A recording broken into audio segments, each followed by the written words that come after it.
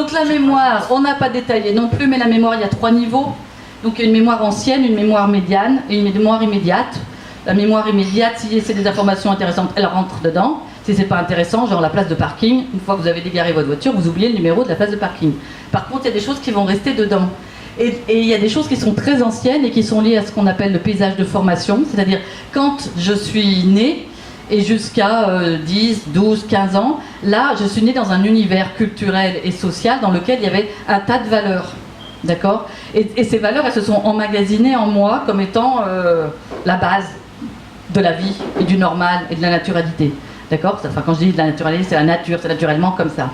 Et du coup, ça nous impacte énormément et on n'en a pas forcément conscience. Et quand les nouvelles générations arrivent, ou que des gens d'autres cultures arrivent, eux, ils n'ont pas le même paysage de formation, donc ils n'ont pas le même système de valeurs et de bien et de mal. Et du coup, ça se confronte. Et on a énormément de mal à pouvoir traverser traverser cette différence et accueillir les codes et les valeurs des nouvelles générations ou des gens d'une autre culture, parce que ce substrat qui est là au fond de nous, c'est notre fondement à nous. Et nous, on tient debout parce qu'on est en cohérence avec ces valeurs. Dans le dernier atelier, là, on travaillait sur penser, sentir et agir dans la même direction pour essayer de tenir bien dans nos bottes. Mais notre penser et sentir, il est énormément lié à ces valeurs qui sont anciennes et qui sont valables pour nous. D'accord ? Et donc dans ces choses anciennes, il y a des choses qui étaient valables à l'époque et qui sont toujours valables aujourd'hui. Et puis il y a des choses qui étaient valables à l'époque et qui sont plus valables aujourd'hui. Mais elles continuent à nous orienter. Le fameux inconscient dont parlent les psychologues analytiques.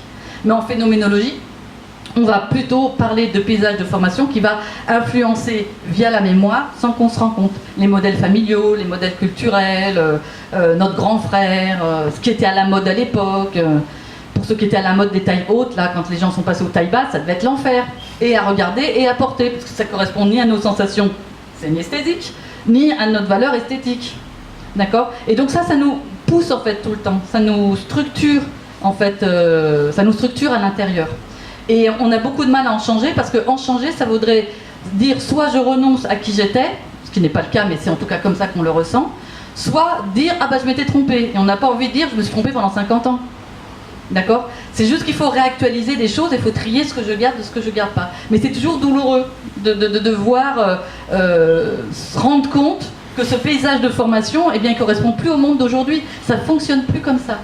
Et beaucoup de choses aujourd'hui, et beaucoup de gens, là on a plus ou moins tous le même âge, sans vouloir offenser les plus jeunes, et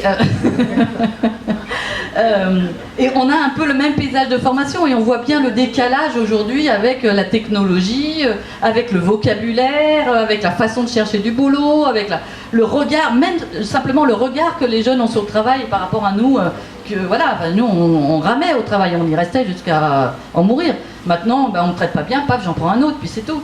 Donc tout ce paysage de formation, il s'est gravé en nous, dans cette mémoire, et il porte des charges énormes. Et du coup, notre relation à la violence, elle est aussi énormément chargée de tout ce substrat ancien, qu'on pourra conscientiser si on travaille dessus. Donc c'est pas inconscient, mais c'est pas forcément consciemment clair. Pour l'instant, parce qu'on y travaille, tout autant